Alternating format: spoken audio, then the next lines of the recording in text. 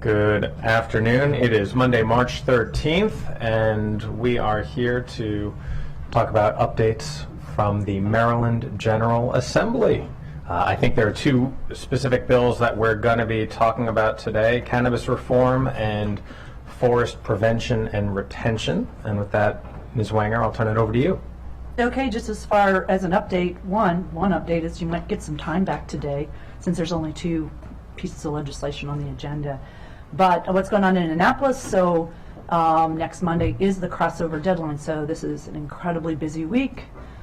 For those who aren't familiar with what that means, it means that if legislation doesn't move out of the House of Origin by next Monday, it's a tougher road to hoe to actually get a piece of legislation passed. So the General Assembly is very, very, very busy this week with voting sessions, and on Friday we got a glimpse of what the state budget will look like. The House Appropriations Committee worked on the state budget on Friday, and I do have some information about what off the capital priorities list that the county submitted was funded. Again, this is just the House side, but I'm going to send it to you later when I can provide a more detailed list. But suffice it to say there were a couple of projects, including Bus Rapid Transit, the Wheaton Arts and Cultural Center, and also the Damascus Library Senior Center refurbishment plan, and then there's a list of other things as well. So when I get a little bit more time to vet through that list, I'll send you an update on exactly what's in there. And again, this is just the operating budget. It's not the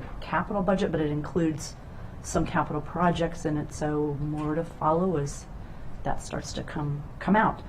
So that's where things stand. You have charts that are attached to the packet today that provide a status on where the local and bi-county bills are, the bills that you've taken positions on, and then the local bond initiatives, which will be coming out of the capital budget. So we'll have more information on what's going to get funded out of there as well. And that's the story in Annapolis right now.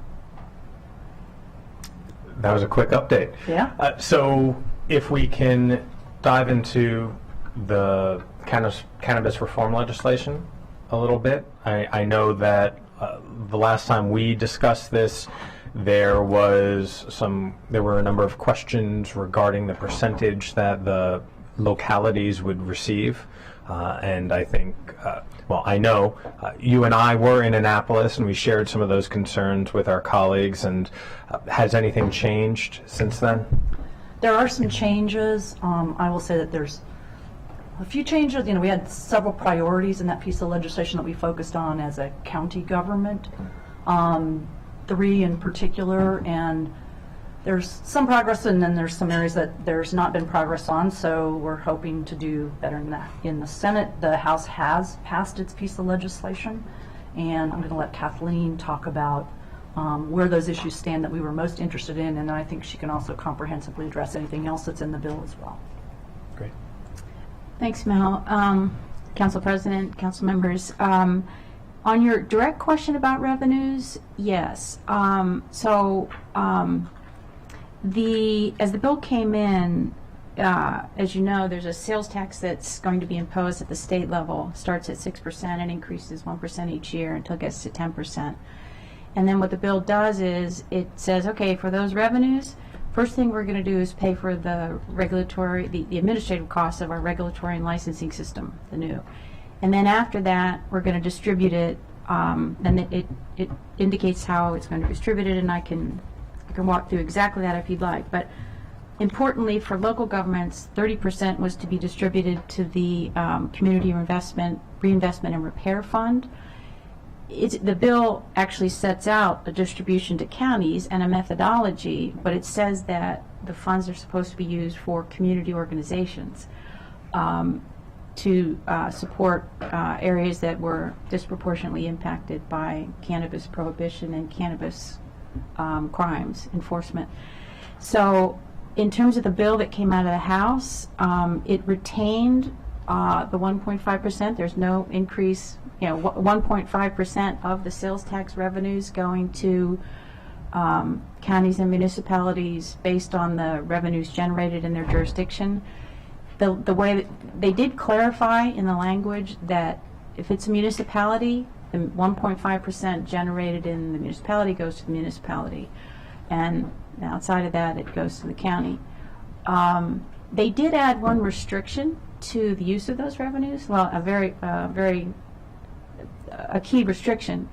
As the bill came in, there was no restriction on if you got those revenues, however small, the counties and municipalities could decide how to spend. The House amendment amended the bill to say that the funds that you do get can only be used for behavioral health and drug treatment.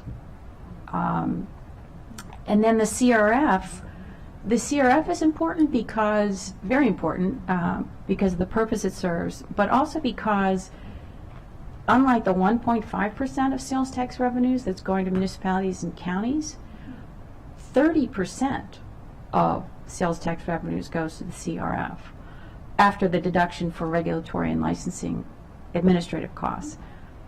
That figure was analogous to what the counties and municipalities thought was going to be coming directly to counties and municipalities based on last year's bill. It would be equivalent to a 3% local sales tax. So that money, instead of going directly to local governments, is going to the Community Reinvestment and Repair Fund. And there's a methodology there that's been amended by the House bill. So as the bill came in, the bill authorized the fund to be used to serve communities disproportionately harmed by the cannabis prohibition. And it struck that and substitutes more specific language. It authorizes the fund to be used to serve geographic areas that have above 150% of the state's 10-year average for cannabis possession charges.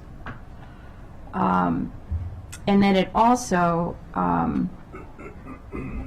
so that's the authorized use where it can be used, and then it also strikes language in terms of methodology for distribution. The bill came in saying it would be distributed to counties based on cannabis arrests in the county compared to the total number of cannabis arrests in the state. That language was stricken, and the language that was added requires distribution based on the proportion, the amount that is proportionate to the total number of individuals residing in the county who were charged with cannabis crimes compared to the total number of individuals charged with cannabis crimes around the state. So switched it from arrests to charges. Those were the key revenue pieces, Mr. President, which you just asked about. If you'd like, I can speak to some of the other changes that were done in the House bill relating to local governments. But I don't have any questions right now, but Councilmember Lutke does. Yeah, thank you for walking us through all of that, and I just want to make sure that I'm on the same page. So there is a blanket 30% of the tax revenues that goes to the Restoration Fund and Repair Fund, correct? yeah, it's a 30% that goes after the first deduction from the sales tax revenues Right. is the regulatory and licensing Right. administrative costs. Right. Then 30%. Yes. So you don't subtract the 30% or figure out the 30% number until after you've taken off the 1.5% operational cost. That's what it says. Okay. Yeah. That's what it says. And then of the 30% that goes to the fund will distribute it based on that ratio of criminal charges in an individual jurisdiction. And I know it changed and changed like the phrasing so that it says jurisdiction throughout. That was one of like the corrections that went all the way through the bill before it passed out of the House. And that will be the ratio of criminal charges in any given political subdivision, I think is the exact phrase it uses, versus the total number of those such charges. What's the span of the years affected, and how is that done? I'm assuming that's spelled out or fleshed out in a later portion of the code, because it's relevant to know what the look-back period is for determining the snapshot in time of charges that you're examining. Well, you're right. First of all, on the political subdivision, yes, political subdivision is a defined term in the code, Right. which means municipalities, counties, and sometimes special taxing districts. So you're right.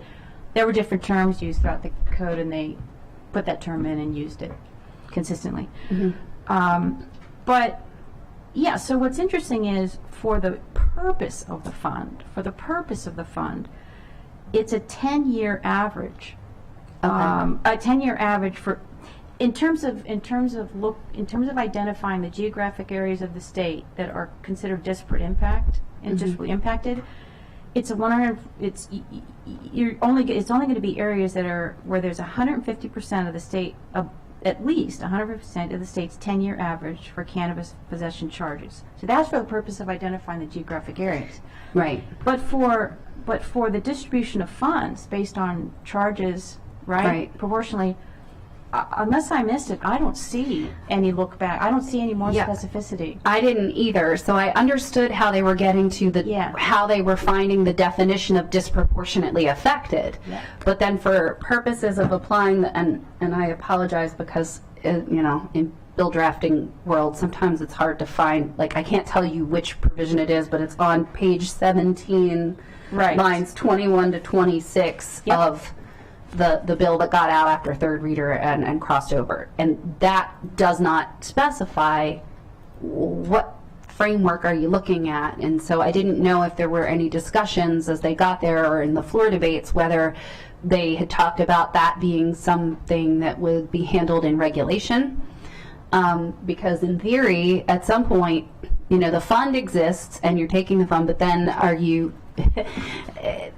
later, once it's legalized, then in theory you wouldn't be charging people inappropriately, right? And so there's got to be Correct. some cutoff or some fixed frame of reference.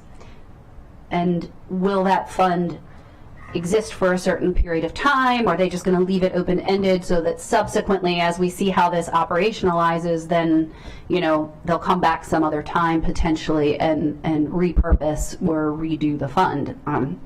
Always their prerogative, right?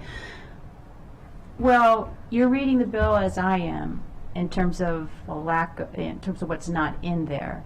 There are various provisions about authority to adopt regulations. I don't recall on the House floor debate that there was any discussion of how you will essentially make this metric work. Right. Right? Metric. I can go back. I can go back and see if I can find any specificity anywhere about discussions.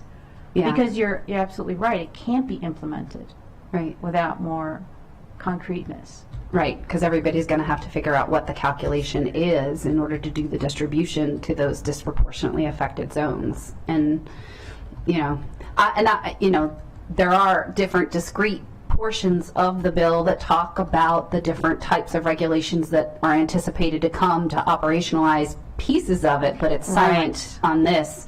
And yet it's something that requires some additional guidance or It's almost a discussion. static versus a dynamic Right. funding formula, Yeah. unless they intend for it to be one time, and I don't think that they do.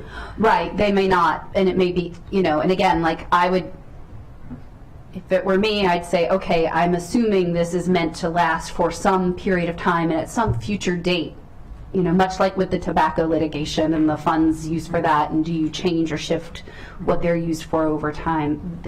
That's in the back of my mind what I'm thinking through, but you have to know what period you're examining in order to know the number and the time frame or how it adjusts year to year to then affect the formula year to year. Because forward moving, again, if it's legal and you're not supposed to be criminally charging for certain things, but some jurisdictions may not do that as quickly as others, then you're still going to have some places where individuals are charged that maybe shouldn't have been, and you're going to affect certain communities differently than others, and then you would be applying the formula to that, but the number is going to shift over time. I hear you. Okay. I'm with you. And let me see if there's discussions on the Senate side first to clarify. Yeah. See if there's discussions, and we can talk to our legislators on the Senate side. Right. I was going to suggest maybe flagging that as as something to flesh out as Right. it makes its way over on that side, Right. and at anything that's this long, right? Right. inevitably, as it makes its way across the finish line, additional housekeeping things will happen. And even after it's being implemented, people are going to have aha moments about things that need adjustment, or, oh, wait, we didn't see that. And that's okay. There's nothing abnormal about that at all. Right.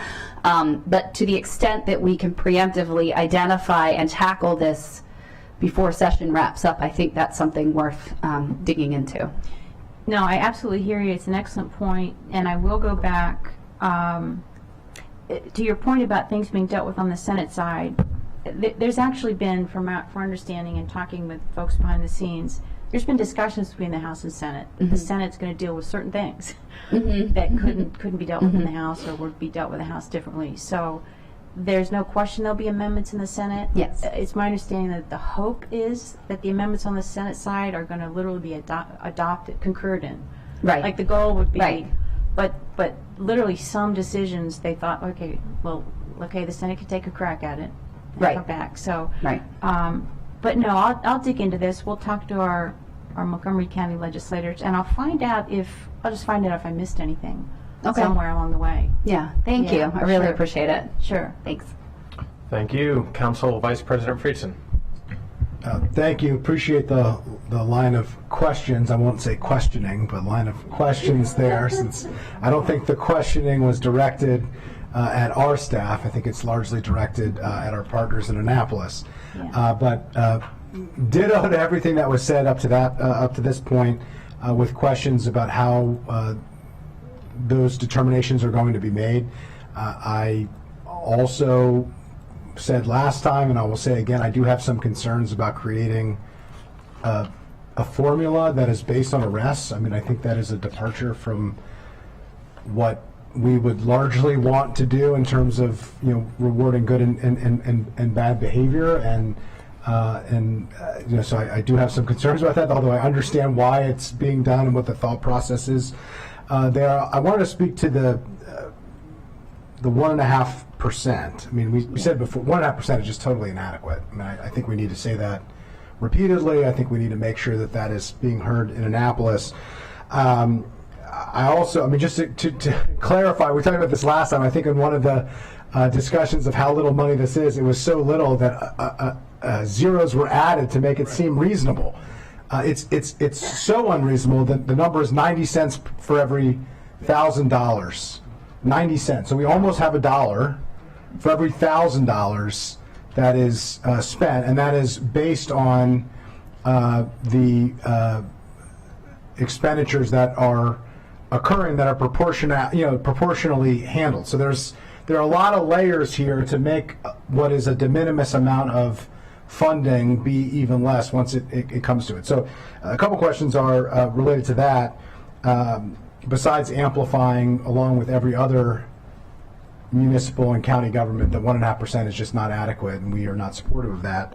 But municipalities, does this include municipalities that don't do behavioral health and drug-related treatment? I mean, perhaps some municipalities do that, but not every municipality within their span of control does that. And I could think of many in my district in particular that would have a tough time spending what de minimis amount of money this is on a program or in an area of programming that they even engage in, particularly those municipalities that don't have police departments, for instance.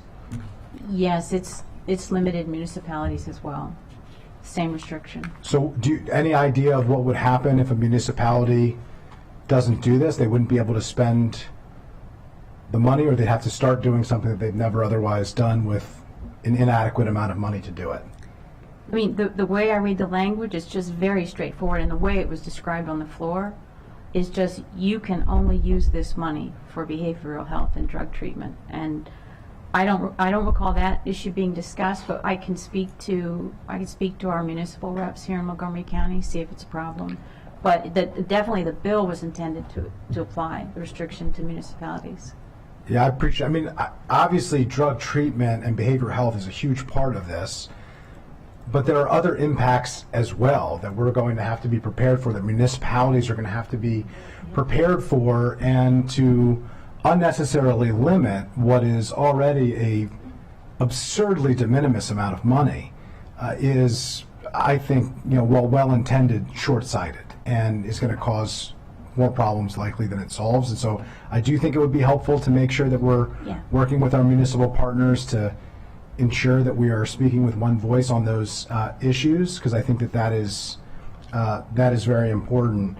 So I understand how the 30% after the operational and administrative expenses are going to be distributed to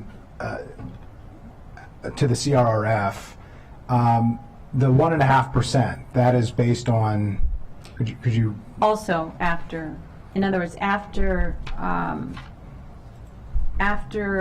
costs, administrative regulatory costs are, covered, 30% goes to the CRRF, 1.5% goes to municipalities and counties respectively, depending on where the revenues are generated. 1.5% goes to the Cannabis Public Health Fund. 1.5% goes to the Cannabis Business Assistance Fund, and any balance remaining after those distribution goes to the general fund. appreciate it? So, and are there any projections that are being used of what would be expected to be generated in the first 10 years and the out 10 years beyond that, just so we could? There are. I'd have to take a look at the fiscal impact statement, which I can do while we're chatting here, and also send it to you. Yeah, well, I can take a look at Yeah. that, but remind me if it's broken down by jurisdiction, by municipality. I don't think it's down to that level, but unless something's been added since I last checked it. No, it's not broken down by jurisdiction. Right, right. Okay, well, I think it's another area of us to determine, and I also think the $100 million number, it would be helpful to have a projection of what aspect of that is going to be eaten up by administrative costs. Because we're talking about this as $100 million, but if it's $100 million after huge upfront expenses, what is the real number that we're talking about, even as an estimate, and what are we really talking about? Because 1.5% of what's remaining, I have a feeling it's not going to be a whole lot that's remaining, and 1.5% of not a whole lot is a real not a whole lot. I don't know. Someone else is going to have to come up with a better way to describe that, but that takes, the pie is shrinking very quickly, and we're barely being left with the crumbs here to be able to deal with some real serious implementation questions and issues that we're going to have to work through together. And I think it's important that municipal partners, county partners, and state partners are working in partnership, and that the funding mechanisms are reflective of that. And with that, I'll yield back to you, Mr. President. Thank you. Councilmember Mink. Thank you. I want to associate myself with the comments of my colleagues. Grave concerns over the way the revenues here are distributed, and including that. So I'm noting that each county is going to have to adopt a law establishing the purpose for which the money received through the CRF is able to be used. So it seems like that is kind of the oversight point, right? You would think that that's the point at which the state would want to ensure that the counties are following through on their vision for how we're going to spend the funds. But I'm not clear if that is an oversight moment structurally. I do see that we have to submit a biannual report to the governor and the General Assembly. Is there any kind of oversight related to the report at those points? I mean, if each county is going to adopt a law and then there's no kind of oversight mechanism over that, then can't they just give us the funds for us to use however we want in the first place? And if there is some kind of oversight happening, what is that, and what does that look like exactly? Sure. I guess I have some information relevant to Councilmember Friedson's question, which provides some context for your question. So may I just offer that? Please, thank you. So in the fiscal note, it estimates total sales tax revenues for, I'll go FY 24, 25, 26, 27 at $24 million, $56.9 million, $99.4 million, $146.6 million total revenues.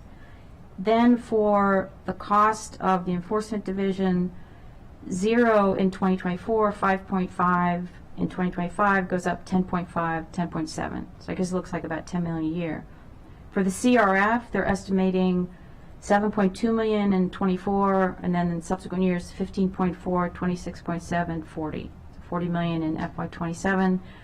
For the 1.5% to local jurisdictions, 400,000 in 24, 800,000 in 25, 1.3 million in 26, 2 million in 27, and then the same amount, because it's 1.5%, to the Cannabis Public Health Fund and the Cannabis Business Assistance Fund. So just in terms of overall macro, that's what's in there.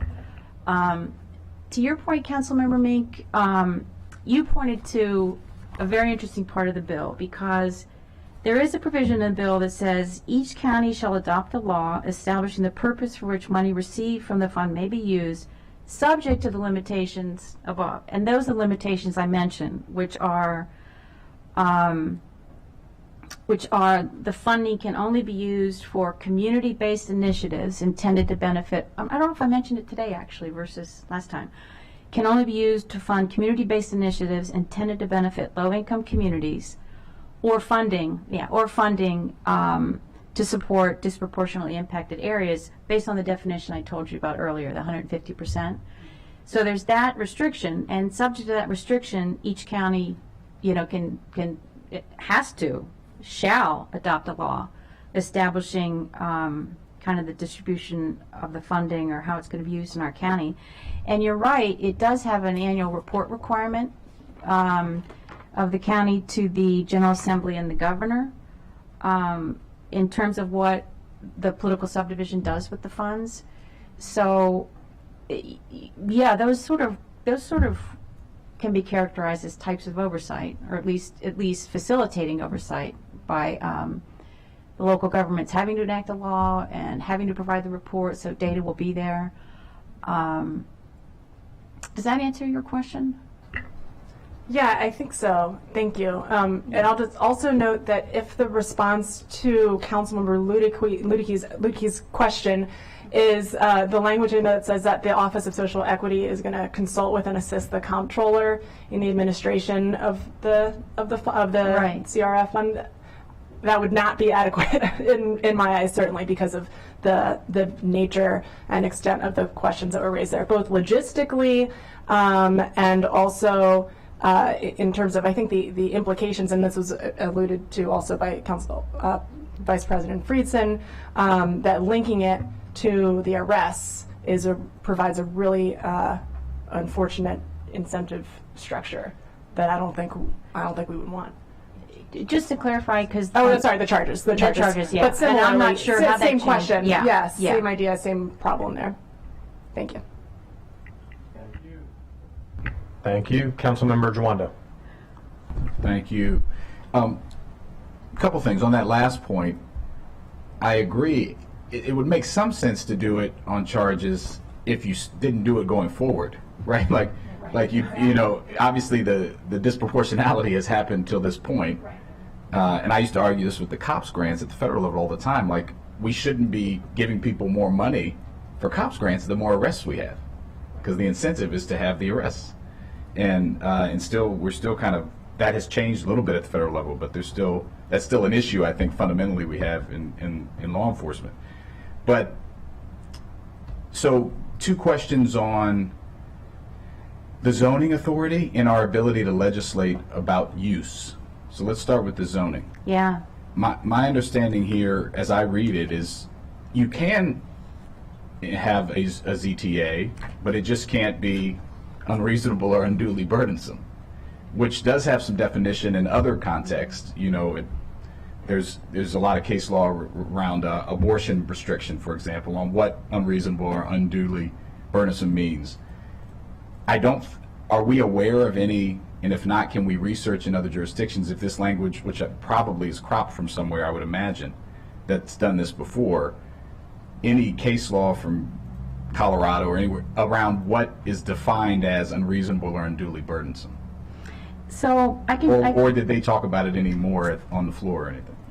I think depending on which side you were on, I think MACO, MML are very concerned that it's not defined in the bill and that there is no clear case law. It's I know I've talked to the county attorney's office. They're not familiar at all with this notion in zoning. I've done some, let's say, an hour's worth of research and found this So you stayed at a discussed in- Holiday Inn Express on it. Right. basically. And found this discussed in law review articles, like a concept to be used in this, and I have seen it. It has been used in some, I don't think many of the other jurisdictions, but at least in a couple where litigation is occurring. So I read a couple. Again, couldn't find much, but read a couple of court discussions about this regarding a couple of court cases where it's being litigated. Okay. Well, I would love to, even just sending us a link of Yeah. or into our council, just of what the arguments are. Because it sounds like it hasn't been decided, but I'd be curious to know what the people are saying are unduly burdensome or unreasonable in the zoning context. Because so whatever, and just maybe just forwarding it on. And it sounds like it's being intentionally left vague. I'll talk to some of our, we'll talk to our state legislators on this, but I think that needs some definition too. We want to know what we can do and not have to incur legal fees or the risk of them. If we don't have to, you can always be sued, but the clearer it is, the less likely. And then the second question is, to what extent does the bill, and I didn't see, I read through it quickly, so talk about our authority to regulate use. So the bill itself, as it coming out of the House, the bill itself doesn't say anything. And generally speaking, it was described on the floor that that's left to current law, which is generally, you could smoke in your home, you could smoke outdoors. But there's nothing in this bill that there's nothing in this bill that is changing anything about current law on that. And that actually relates to a strategy by the House that was discussed on the floor. There's other provisions in this bill that have been stricken. And it relates to employer-employee rights. It relates to the fact, it's parts of the bill that went beyond just the licensing and regulatory scheme per se and the new taxation. The House made and it was discussed on the floor, and made a decision, this bill is supposed to be implementing a licensing and regulatory scheme. We're not supposed to be laying the groundwork for law in other areas. Right. Particularly because this went to ECM, and a lot of issues like employment or some things that relate to, these issues should be considered by some other committees as well in the House. So anyway, there was a strategy call made here that some parts of the bill were either not addressed, Right. because they view it as in terms of that's the purpose of the bill, or have been stricken out because that's the House's view. So kind of a punt on some of these issues. Yeah, Or saying that's not the purpose intentionally of not this bill. speaking to it here. Yeah. Because when I think about the local authority, I mean, the two things that, obviously the money, I agree, 1.5%, I think we all agree that that's not adequate. In addition to that, the second set of issues is, where can they go, and what are the impacts on other community members, and what authority do we have to weigh in on that? And so I guess the first question on the where can they go and the zoning authority, we're gonna seek clarity on unduly burdensome, and then on the second, the bill doesn't really speak to it. No, it doesn't. And I know that there have already been discussions on the executive side. There's an internal cannabis task force Right. that's been monitoring what's happening at the state level, and it includes folks from the school system and a number of departments Right. here, county government, that have been monitoring issues. And that's one: is this bill going to touch where cannabis can be smoked? And if not, what's left over under our current local law? Right. To what extent do our current laws dealing with smoking apply here? And so I know that's being thought about, and I can go back and clarify with the county attorney's office, where are we right now? If this bill passed, if you combine state law and local law. I'd love to know what's that. allowed I think, here. I think that's Yeah. important because there's a whole bunch of considerations. We've talked about it before, you know, of multifamily buildings, schools, driving. There's just a lot of issues that I think we're better positioned to manage here. And so I would like us to have that authority, which it seems like we do, but it would be nice to know from the county attorney. All right, thank you very much. I appreciate it. Thank Sure. you, Mr. President. Thank you. Councilmember Albornoz. Thanks. Just to follow up on that line of questions, I totally agree with Councilmember Jawando, and I think there's precedence, though, with tobacco and as part of tobacco, vaping products, which have been critical tools to the county through our own ZTAs. This county was the first in the state to pass vaping restrictions and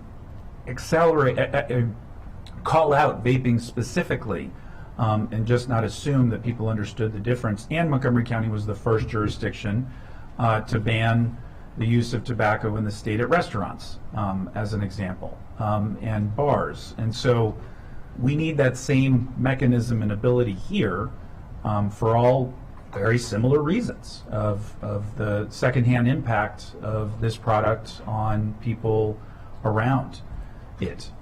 So I don't know if that would be helpful for the state legislature to use that as a vehicle, but it has been helpful to us at the local level.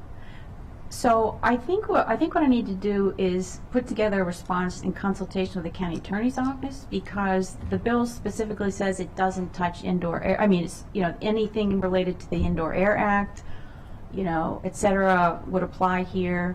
I think the county attorney's office believes there's some remaining, you know, authority here to regulate like air quality, right? And the issue, there's two issues here: zoning, like where can you put them? Where can you put them? And an issue of to what extent can you regulate the smoking part or the usage part even, you know, to what extent can you regulate that? And there, it's my understanding there is some sort of, if there's some local authority there, I would just need to get the county attorney's office. And it would likely require you taking a look at local laws, comparing vaping, comparing tobacco, and maybe making some changes to local law. Thank you. Councilmember Mink. Thanks. I also wanted to note that the 1.5%, which now has additional restrictions on it, that I am concerned not only about the additional restrictions on our teeny tiny slice of the pie here, but also the fact that it is now being directed to behavioral health and drug treatment, I think is sending a message about what we think about cannabis or cannabis use that I think is in conflict with the existence of this bill itself, and is not something that I personally feel comfortable sending, a message that I'm not personally comfortable sending, and so I would be more comfortable going back to the previous language, which was just counties and municipalities, in addition to adjusting the number, obviously. Councilmember Lutke.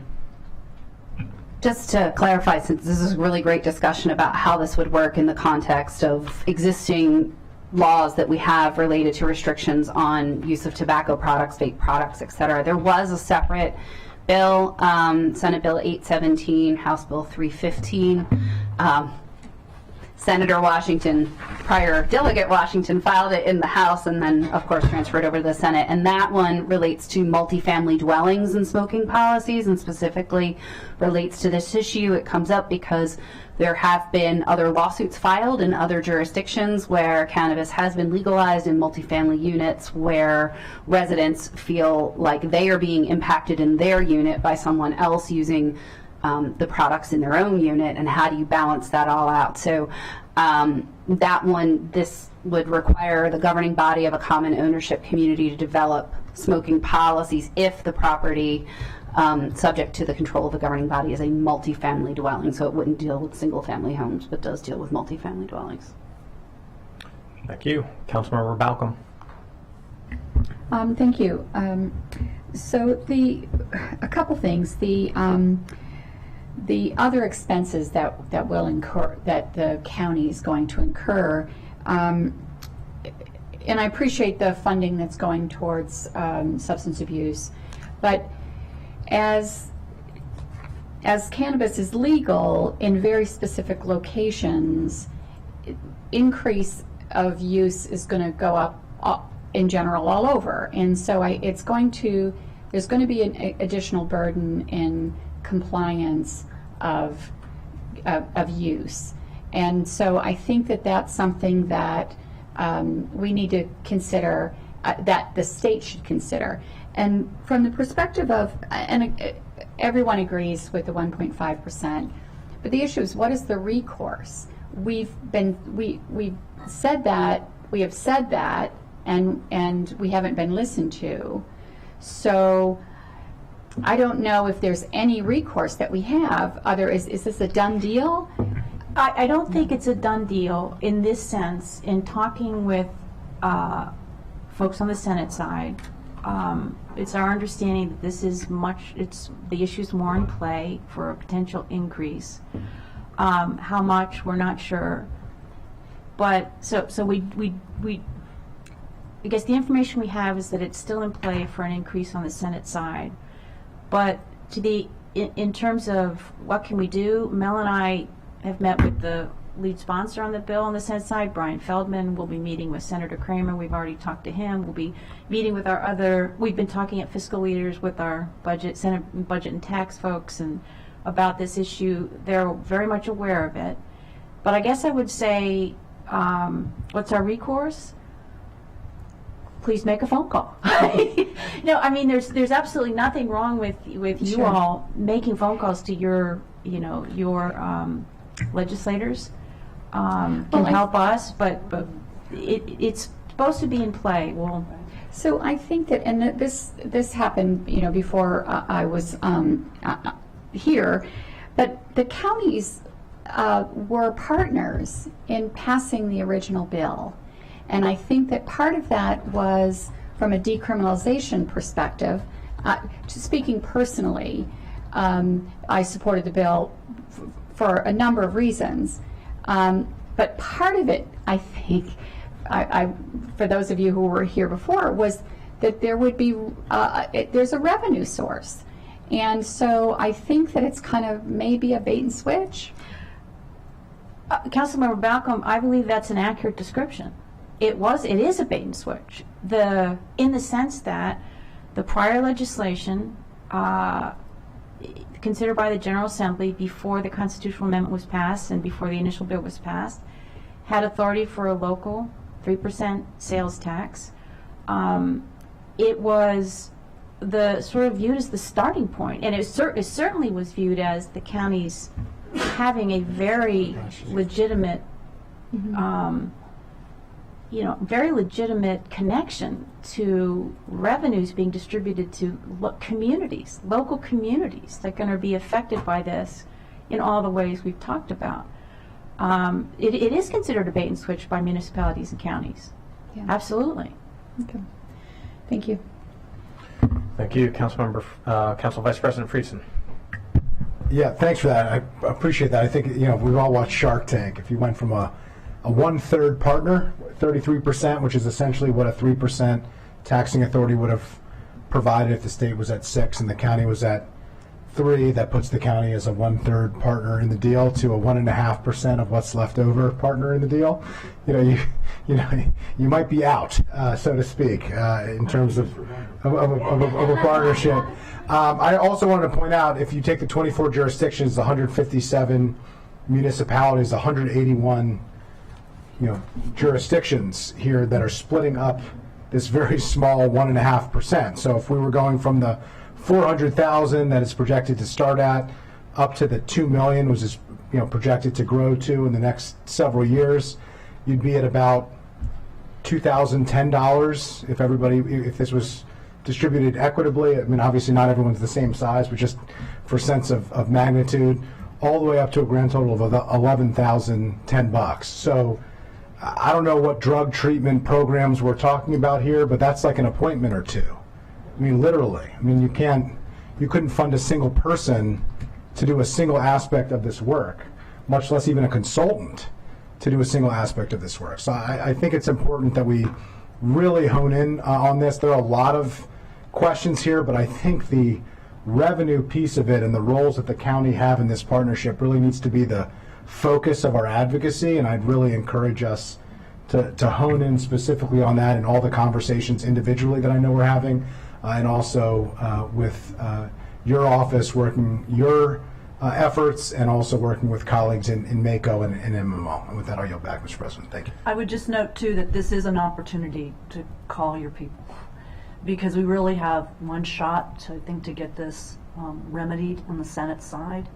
And so we're a month away from the end of session. I don't know if this bill will move this week or anything like that. I don't think it will, but please make a call. I would just reiterate that, because you're articulating it in just wonderful ways that would supplement everything else that's being said in Annapolis. Councilmember Stewart. Thanks. I'll be very quick. Agree with all that has been said, and I'm wondering if, in addition to making individual phone calls, if the council or council president sending a letter that, particularly to Senator Feldman and other folks that specifically outlined just some of these key points we've made today, would also be helpful. I think Councilmember Balcom really said it best, and I think actually having that in a letter that might go to Annapolis might be helpful. We could certainly help with that. There you go. You Yeah, preempted my absolutely. question. Thank you. Very good. I'm not seeing any other questions on this. The only other item on the agenda, if there are any questions or comments, is on the Forest Preservation and Retention Bill. That is something that we've been talking about here as we have our own forest conservation bill that is working its way through the council. I think it'll come to the full council in a week or two's time. And during the committee discussion, we discussed the state laws. Are there any updates on that one? We have Steve, Christina, and Laura. Laura's not here? Yes. Laura's right here. Should there be any, we understand the need to make sure that there's not conflicts that would restrict what you'd like to do in the local bill. And there's questions that need to be answered. I think I would just say one thing, and then we do have our experts here. In terms of has anything changed, the hearings have been had in the House and Senate. Both the House and Senate lead sponsors are having extensive discussions and negotiations with all stakeholders. And they've been very receptive to MACO and MML. There are some, they're working on some amendments. We've told possibly EEE on the Senate side is going to be voting tomorrow, possibly. But we have no language yet on possible amendments, but there have been extensive discussions. But do you want to speak to whether there's any conflicts as far as, yeah. Good afternoon, Christina Sorrento from the Planning Department. We don't have the actual language in front of us yet, so I can't speak for certain, but from what we are hearing, it sounds like a lot of our concerns are being addressed. There is the only potential changes, but they're good ones. The provisions that they were going to put under the variance clause that would make, almost every forest have to go through a variance in order to be removed. They are removing that, so I think that's a positive thing. It might require us to add some language to our law in the future, but it's a very minor change. So it would just require certain findings to be made by the planning department when, forest is removed in certain ways.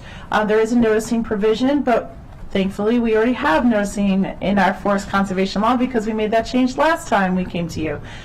So we're ahead of the game there. I think that that should be fairly easy for us to comply with.